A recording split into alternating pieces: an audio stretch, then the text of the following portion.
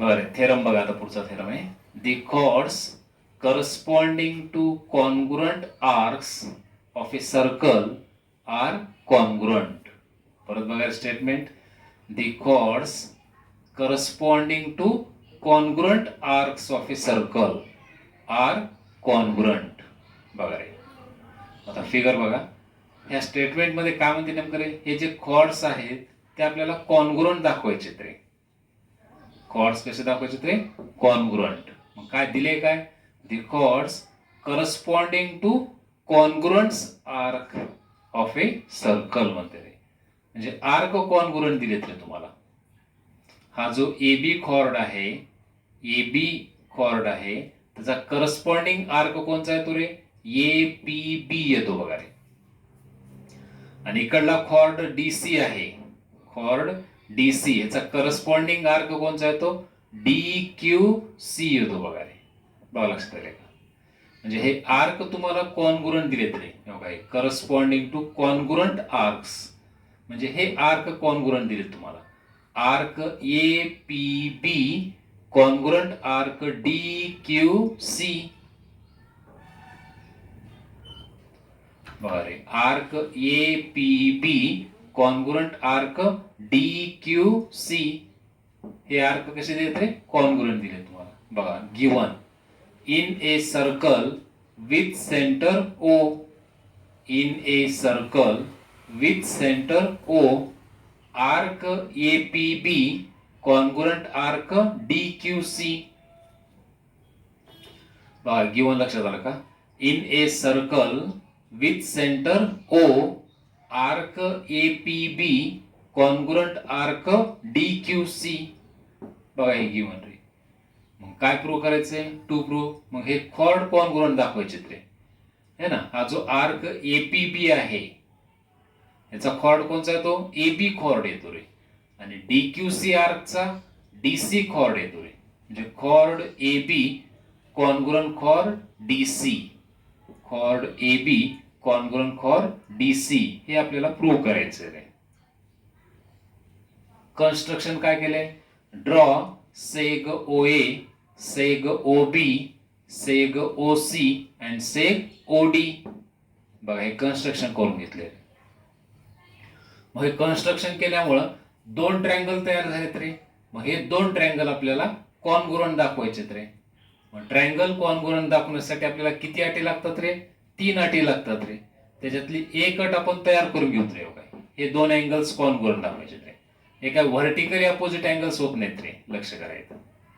बघा, आता लक्ष द्या. हा जो आर्क ए पी बी आहे, आर्क कोणचा आहे, ए पी बी.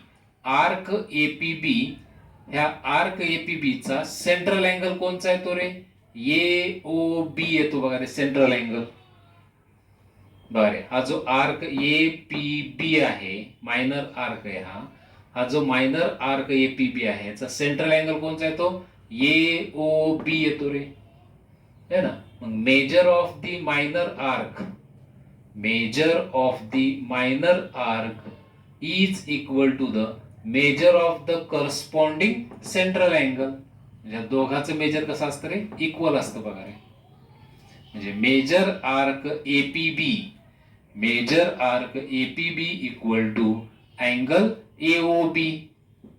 म्हणजे सेंट्रल अँगल आणि करस्पॉन्डिंग मायनर आर्क ह्या दोघांचं मेजर कसं असतं रे, इक्वल असतं रे. Similarly measure arc D Q C, measure arc D Q C equal to angle D O C. हा जो मायनर आर्क आहे, ह्या मायनर आर्कचं मेजर आणि ह्या central angle, corresponding central angle दोघांचं मेजर कसं असतं रे, इक्वल असतं. म्हणजे measure arc D Q C equal to angle D O C. बरं, म्हणजे सेंट्रल अँगल आणि करस्पॉन्डिंग मायनर आर्क दोघांचं मेजर कसं असतं रे, इक्वल असतं रे. याला reason definition of measure of minor arc रे, है ना. Measure of the minor arc is equal to the measure of the corresponding central angle वगैरे, यांचं मेजर इक्वल असतं रे.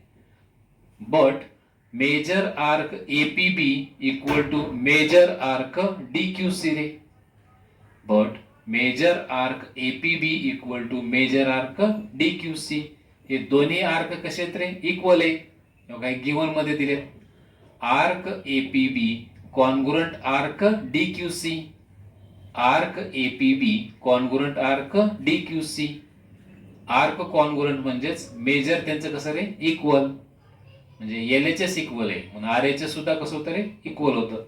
Therefore angle AOB equal to angle DOC. बघा हे दोन अँगल आपण इक्वल दाखवलेले. Now in triangle AOB and triangle DOC. In triangle AOB and triangle DOC. बघा पहिली अट, angle AOB congruent angle DOC.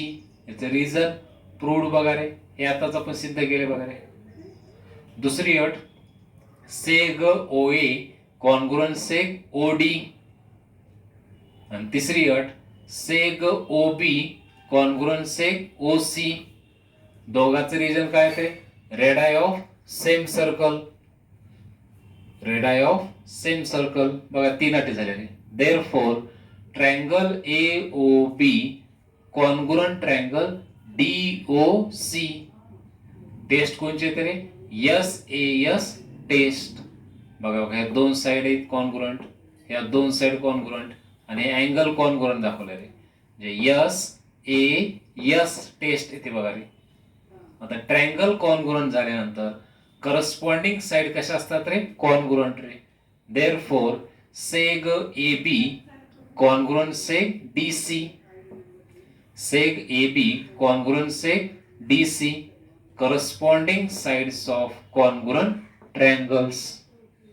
corresponding sides of congruent triangles. बघा reason लक्षात आलं. therefore chord AB congruent chord DC हे answer येईल बघा.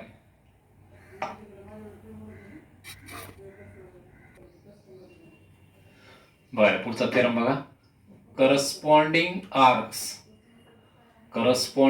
arcs of congruent chords of a circle are congruent.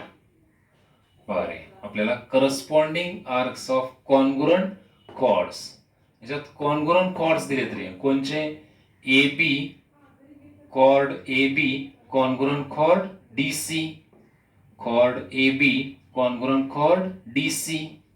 बघा chord कसे आहेत रे? कॉन्ग्रुएंट आहेत रे. बघा in a circle with centre O. In a circle with centre O chord AB congruent chord DC. बघा chord AB congruent chord DC हे given झालं रे. मग हे जे chord कॉन्ग्रुएंट आहे, हा जो chord AB आहे त्याचा करस्पॉन्डिंग आर्क कोणचा आहे तरी? APB येतो बघा रे. Arc APB congruent. आता ह्या डीसी चा करस्पॉन्डिंग आर्क कोणता येतो? डीक्यूसी. बघा डीक्यूसी. म्हणजे हे आर्क्स कसे दाखवायचे तुम्हाला रे? कॉन्ग्रुएंट दाखवायचे बघा रे. म्हणजे टू प्रूव्ह मध्ये arc APB congruent arc DQC हे आर्क कॉन्ग्रुएंट दाखवायचे रे. ह्याच्यात chord कॉन्ग्रुएंट दिलेत तुम्हाला, त्याच्या आधारे आर्क कॉन्ग्रुएंट दाखवायचे रे. कन्स्ट्रक्शन, ड्रॉ सेग ओए seg OB, seg OC and seg OD. मग हे कन्स्ट्रक्शन केल्यामुळं इथं दोन ट्रायंगल तयार झालेत रे. In triangle OAB and triangle ODC. Seg OA बघा पर्यंत गिवन मधली अट होत रे. Seg AB congruent seg DC. Seg AB congruent seg DC. याला रिझन काय रे? गिवन बघा रे. कारण हे chord कसे आहेत रे? कॉन्ग्रुएंट आहेत बघा रे. हे गिवन. दुसरी अट, seg OA congruent seg OD. Radii of same circle. आणि तिसरी अट, seg OB congruent seg OC. Seg OB congruent seg OC. याचे रिझन तेच रे. Radii of same circle. Therefore, triangle OAB congruent triangle ODC. बघा, triangle OAB congruent triangle ODC. Test कोणची येते रे?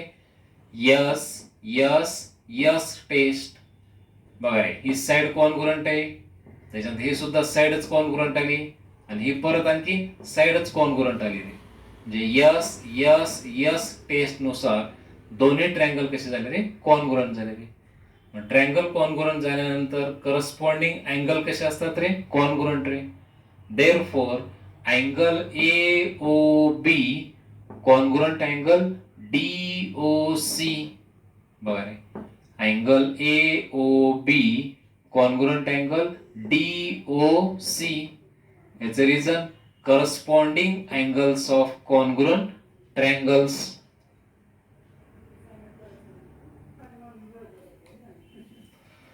बघा आता, हा जो अँगल AOB आहे हा सेंट्रल अँगल आहे. मग सेंट्रल अँगल आणि करस्पॉन्डिंग मायनर आर्क दोघांचं मेजर कसं असतं रे? इक्वल असतं रे.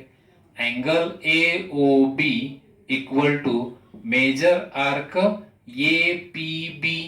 बघा रे, angle AOB equal to measure arc APB. And आता हा एक सेंट्रल अँगल आहे आणि त्याचा करस्पॉन्डिंग मायनर आर्क आहे. दोघांचं मेजर इक्वल रे. Angle DOC equal to measure arc DQC. Reason काय? Definition of measure of minor arc रे. But angle AOB congruent angle DOC रे. Angle AOB congruent angle DOC. reason corresponding angles of congruent triangles. बघा रे, हे angles congruent आहेत रे, म्हणून arc सुद्धा कसे झाले रे? कॉन्ग्रुएंट झाले. Therefore, arc APB congruent arc DQC हे आन्सर येईल. बघा रे,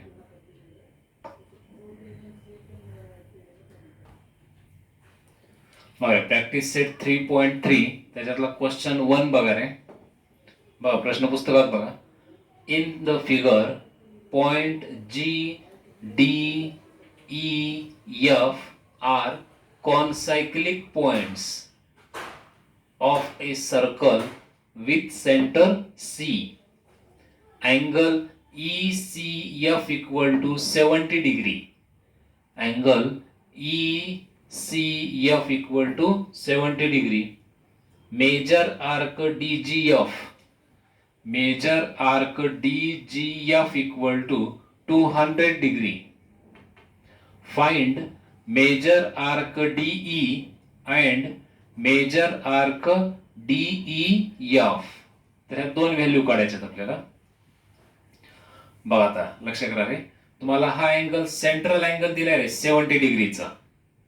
सेंट्रल अँगल 70 डिग्रीचा दिलाय. मग सेंट्रल अँगल आणि करस्पॉन्डिंग मायनर आर्क रे, दोघांचं मेजर कसं असतं रे? इक्वल असतं रे. बघा property, measure of the minor arc is equal to the measure of the corresponding central angle रे. Therefore measure arc EF equal to measure angle ECF. बघा सेंट्रल अँगल आणि हा मायनर आर्क, दोघांचं मेजर कसं असतं रे? इक्वल असतं रे. Therefore measure arc EF equal to angle कितीचा रे? 70 डिग्री आहे. म्हणजे आर्क किती झाला? 70 डिग्री झाला. बरे, म्हणजे EF आर्क किती आला रे? 70 डिग्री. बघा रे, आता मेजर ऑफ द सर्कल किती असतं रे? Measure of the circle is 360 degree. Measure of a circle is 360 degree. Therefore measure arc DGF, measure arc DGF plus measure arc EF plus measure arc DE equal to 360 degree. आता measure arc DGF किती रे? 200 degree आहे. Plus EF measure arc किती आले रे? 70 degree. Plus measure arc DE काढायचे रे. आता दोघांचं ऍडिशन काय? तर 270 डिग्री. मग 270 डिग्री प्लस आहे, इकडे गेल्यावर काय होतं रे मायनस, म्हणजे सबट्रॅक्शन करा, म्हणजे measure arc DE equal to काय तर 90 डिग्री. मेजर आर्क डीई काय तो रे 90 डिग्री. बघा नंबर 1 चा आन्सर आला बघा. बरं आता काय काढायचं याच्यामध्ये, आता measure arc DE F, measure arc DE F रे, म्हणजे ह्या दोन आर्कचं काय करायचं रे ऍडिशन करायचं. Measure arc DE F equal to measure arc DE plus measure arc E F. आता व्हॅल्यू ठेवा रे, मेजर आर्क डीई किती आलं रे 90 degree plus measure arc E F किती आहे रे 70 डिग्री रे, दोघांचं ऍडिशन करा, म्हणजे मेजर आर्क डीई एफ काय तर 160 डिग्री, हे आन्सर येईल बघा रे.